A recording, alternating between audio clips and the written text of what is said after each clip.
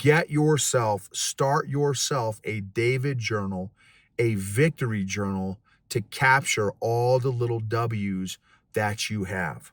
Little W's will lead to big W's. You can't have too many big W's if you don't have the little W's. And I would argue that David's little W's were big W's, but he probably had some little W's before he had the lion and the bear. So capture your own. And when life comes at you and the enemy comes at you, oh man, you're just a little punk kid. You don't know how to fight. You don't know how da-da-da. Oh, is that right? Oh, that's funny because let me show you my victory list, bruh. Let me show you my David list, bruh. Oh, King Solomon. Oh, you're going to be haterade? You're going to doubt me? Check this out.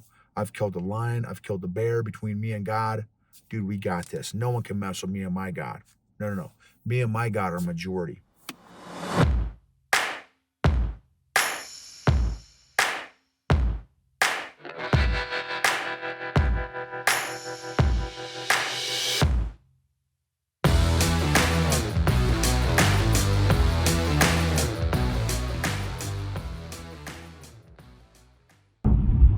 EQ gangsters.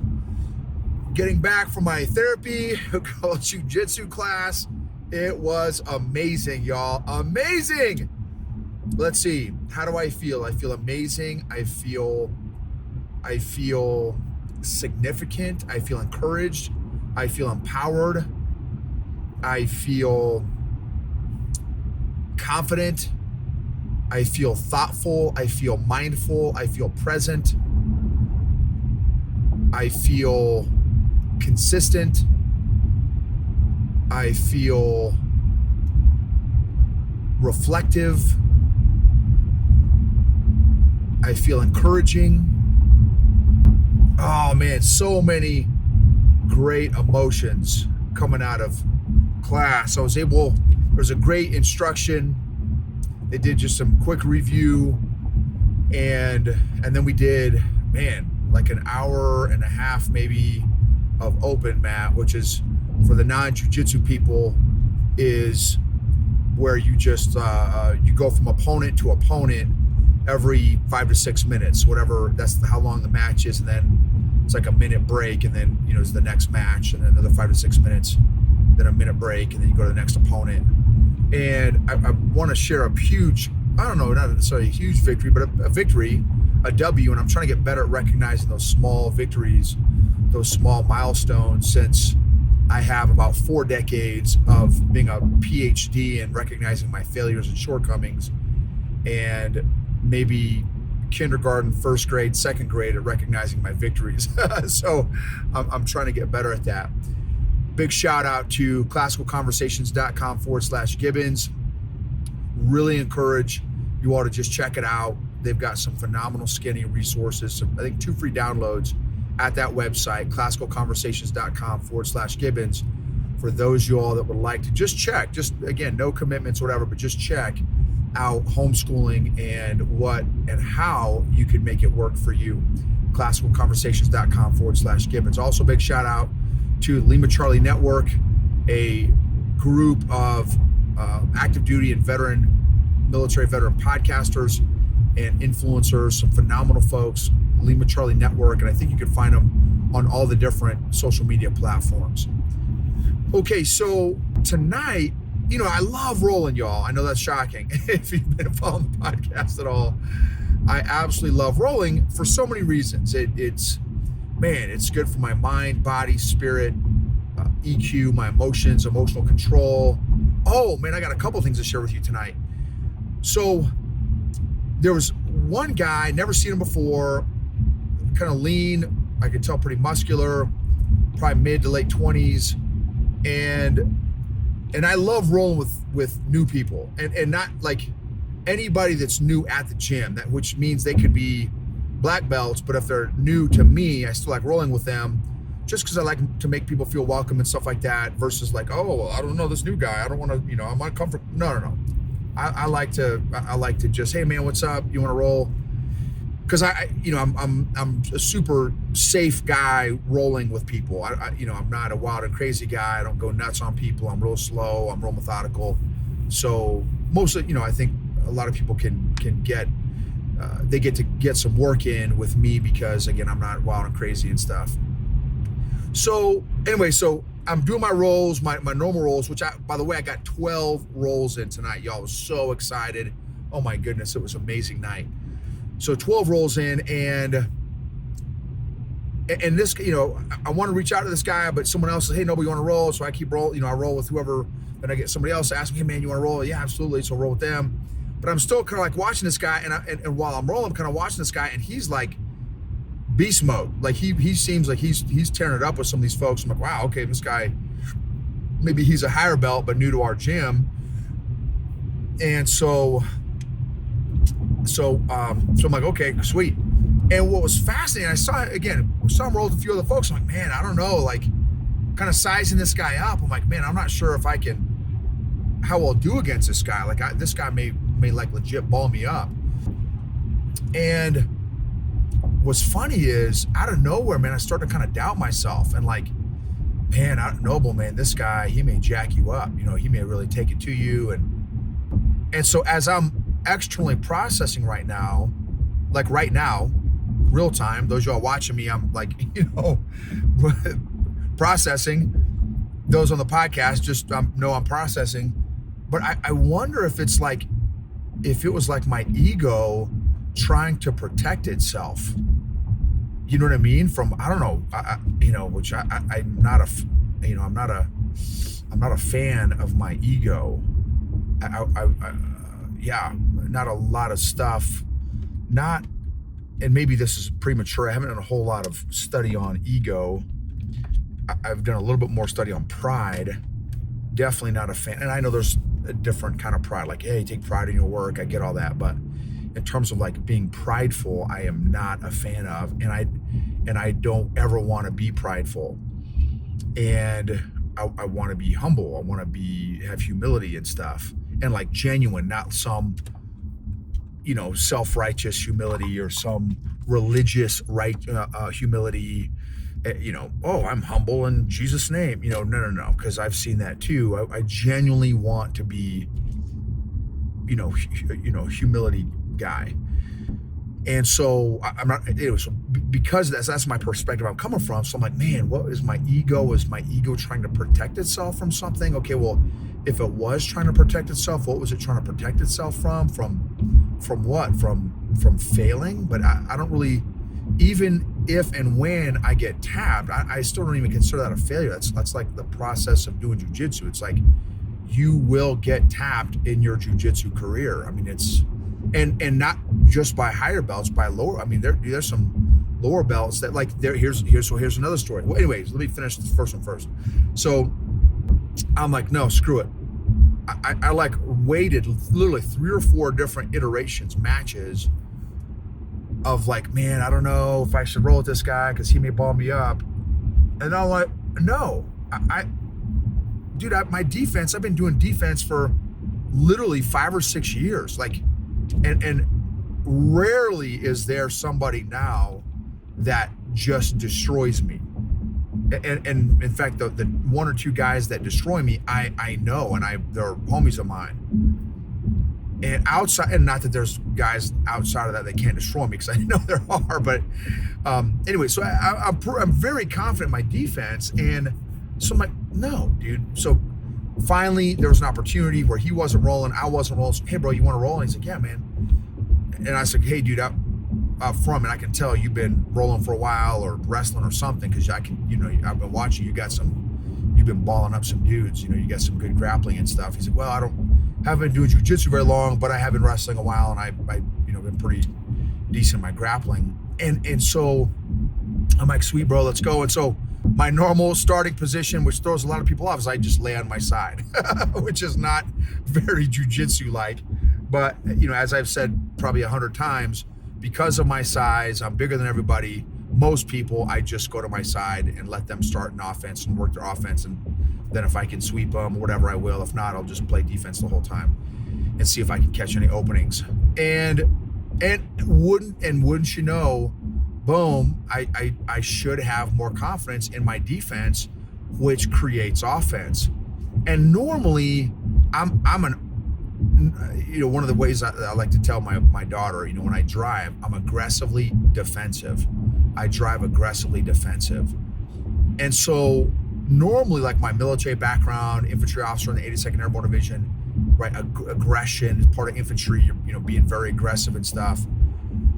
Well, jiu-jitsu is not, it's like controlled aggression. It's you're not, a lot of people get in trouble the more aggressive they are, because it can open up a lot of different positions. And so, and I haven't really thought about it like this, but I should have more confidence in my defense that opens up offensive positions. And sure enough, like, again, I was a little intimidated by this guy, kind of subconsciously, not even consciously. Just in reflection here, I was a little intimidated by this guy. And sure enough, boom, I did one of my normal sweeps, and I got on top, and it was all over. You know what I mean? I was able to really control him. And so I was really encouraged. And it just like, Noble, man, why were you doubting yourself? Why were you doubting, at a minimum, your defense? I don't have a super strong offensive game, but a lot of times my defense opens up my offensive game. And once I'm in a dominant position, I'm pretty good at maintaining that dominant position. And why was I kind of doubting myself? And then also, why did I feel a little intimidated? How did I let myself feel a little intimidated? So those are some things I need to think through and reflect on and kind of work through, but I'm thankful that I worked through it quickly enough. Now, again, I wasn't super aware of it in the moment, but so whatever internal coping mechanism, whatever, like I think maybe just my love of just rolling trumped maybe my little bit of my fear of losing, or my fear of getting smashed or dominated by this guy. And I was thankful because it was it was a great roll, it was a fun roll. He was quick, which I don't like, so I got to play my game. I don't want to play their game. I want to play my game. Was able to sweep him. And so anyways, that's one story there. The next story, kind of some emotional awareness stuff. I roll with a young lady. She's 23 and she's a lifeguard, kind of quiet and super cool. I say kid because, so I could probably be her dad, but young lady, blue belt, but very technical. And to be honest with you, we roll every time when she's there, I like to ask her to roll because she's super technical and I like rolling with real technical people. And she has some of the most creative submission attempts of anyone that I've rolled with. And tonight was no exception. Like tonight, she got me in a position that I don't know. No, I've been in before, but rarely. It happens very rarely. It's like it's like a reverse triangle kind of thing. And for those of you that are not jiu-jitsu folks, that's not going to make any sense. But it's a very uncomfortable position. And so she was kind of. She was kind of sort of trying to explain it. She was on my back and had her legs wrapped around my neck, kind of, and with an arm as well. So an arm and my legs are wrapped up around her. Inside her legs. So her legs are wrapped around my neck and one of my arms. And now, thankfully, there was enough space where I could get my other hand in where my neck is to protect my neck so I could breathe. But then it was almost like a checkmate position, because then she had my arm that was wrapped up in this triangle. She had it in what's called an arm bar position. And sorry again for my non-jiu-jitsu people, just know that it's a very precarious position for me that I literally was almost in checkmate, because she could almost choke me and almost armbar me in the same body position. It's crazy. And now here's another really trippy. This is why I love rolling live. She had both my ears folded up. So squished, my whole head was squished together. Like both ears were squished, like wrapped up in front. And I couldn't hear anything. And it was and she's cranking down on her legs. My neck is, again, it's kind of tough to breathe. I've got my hand kind of barely in there where I can get a little bit of breath going on. And again, she's got my arm, and I've got it, but I've got it a little bit protected. So I was able to stay alive, and I was legit. And I was talking to her. I'm like, and I was like, look, I genuinely, like, you've got me, but I'm not tapping because I can still breathe, and you're not. My arm isn't totally compromised yet. But I said, I genuinely have no idea how to get out of this. And I told her, I said, I am very close to tapping.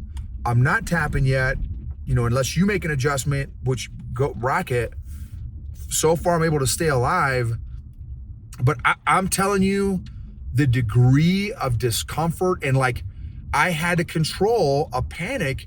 I felt a panic come up from my belly up to my neck, because the dynamic of not being able to hear, right? My head's getting compressed, my neck's getting compressed. I can barely breathe. My elbow joint is almost exposed and compromised. And man, that checkmate position, and she's at least half my size, If not, I mean, I may have her by 3 times the size. I'm maybe 3 times her size. And man, that's why I love jiu-jitsu. Is I don't want to say size doesn't matter, because size does matter if the bigger opponent has skill and technique.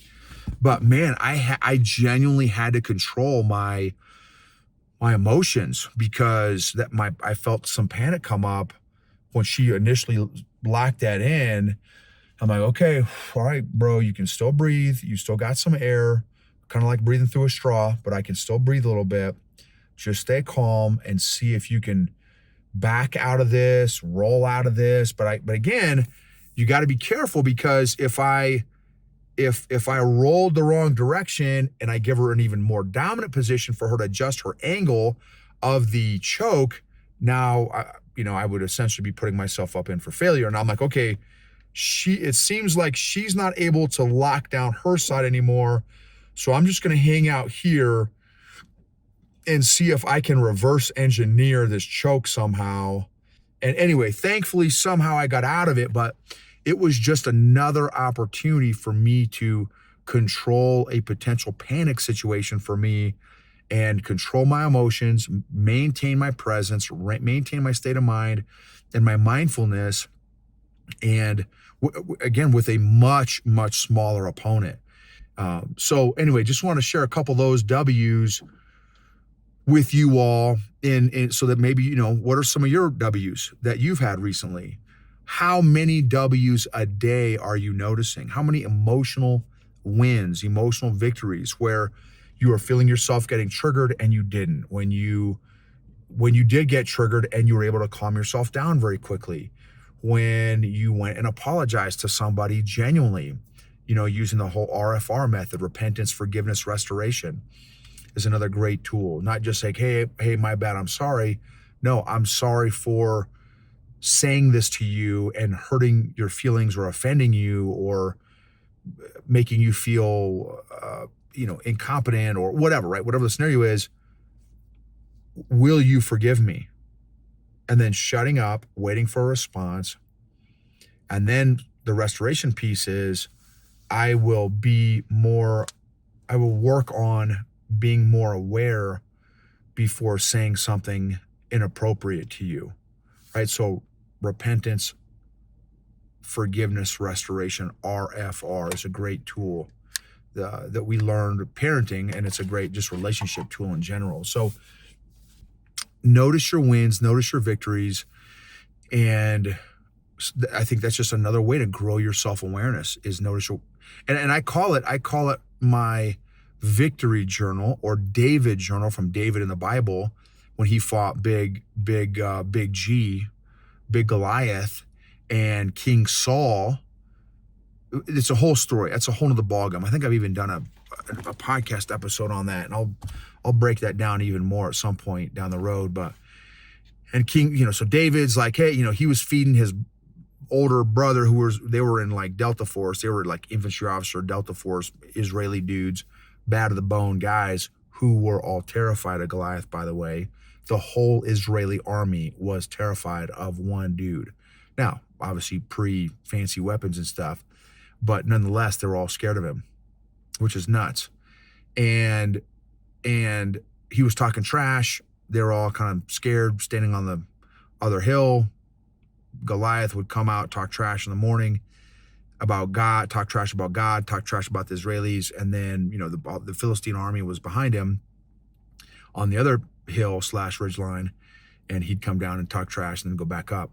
And finally, David is going to feed his brothers some Gatorade and, Kraft cheese, and maybe some cheese sticks and stuff, and maybe some protein bars and that kind of thing. And he's like, he while he was delivering resupplying his big brothers, he hears this guy talking trash about God and about the Israeli army. And he's like, and David's a punk kid. He's like literally 16, 17 years old, but jacked, good looking guy, jacked. And he's like, hey bros, who is this guy? And they're like, dude, shut up. You're a little punk kid. You're like sophomore in Israeli high, Israeli high school. Like, dude, don't sweat it. David's still rocking Proactive, I'm scamming because of his zits and stuff. But he's probably got a dope beard. And he's like, no, like who is this guy? Who's talking trash about God? Like, and so then David's like, smart dude. David's like, well, what would happen for whoever beats this guy? And they're like, yeah, come on, dude. No one's going to beat this guy.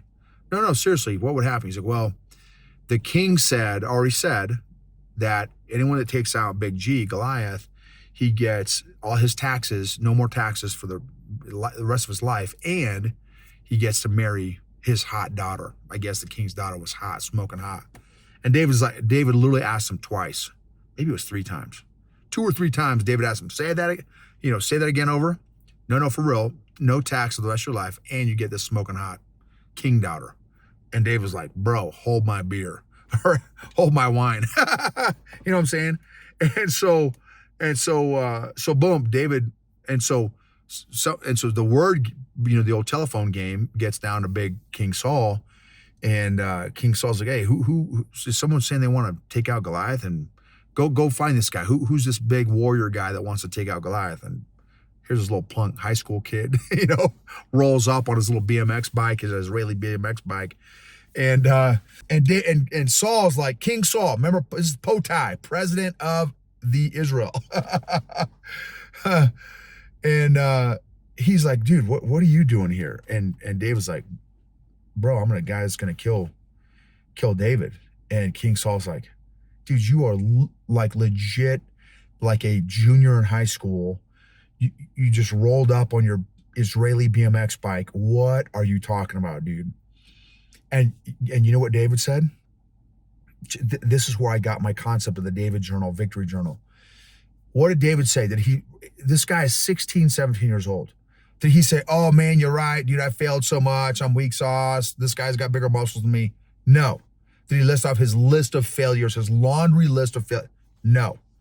He told big King Potai, King President of Israel, King Saul, oh man, King Saul, I mean, clearly you don't know me from Adam's House Cat, but bro, I've killed a lion and a bear with my bare hands and God's help.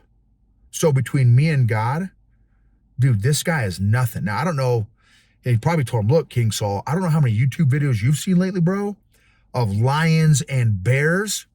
Dude, those are way scarier than this chucklehead who hasn't shaved in like 35 years and can't even turn his neck because his neck's so big. He's got someone carrying a shield for him because a guy is so big. He's like, I'm going to smoke this guy like a cheap cigar. I'm going to smoke this guy like Swisher Sweets, bro. And he, I don't know if King Saul's ever had Swisher Sweets. So King Saul's like, dude, put on my gear. Put on my military gear.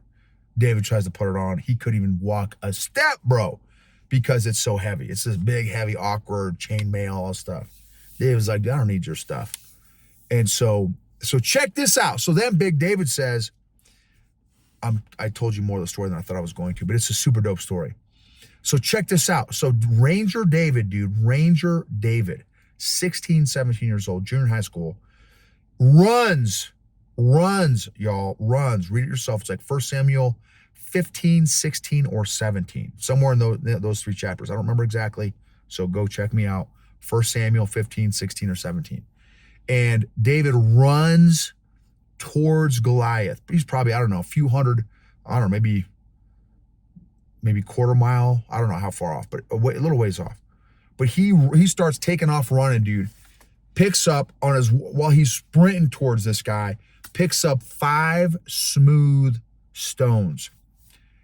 As he's running, dude, so he puts 5 stones in his little ammo bag.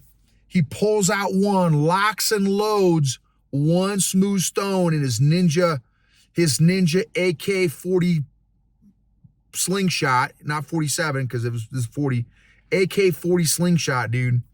And no joke, Goliath is like, I'm having trouble seeing this guy because he's so small. This is like a little punk kid, got like a little patchy beard because he's still going through puberty. He's seeing some zits. He's like, what's this guy gonna like shine my, my OG Doc Martens or something? Like my sandal? Like what is this little kid gonna do? Bro, next thing you know, probably about 50 yards out, dude. Maybe, so David's closing in on him. 50 yards out, maybe 40 yards out, 30 yards out.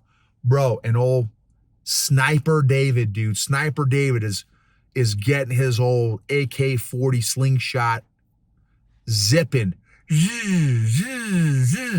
Dude, about 30 yards out.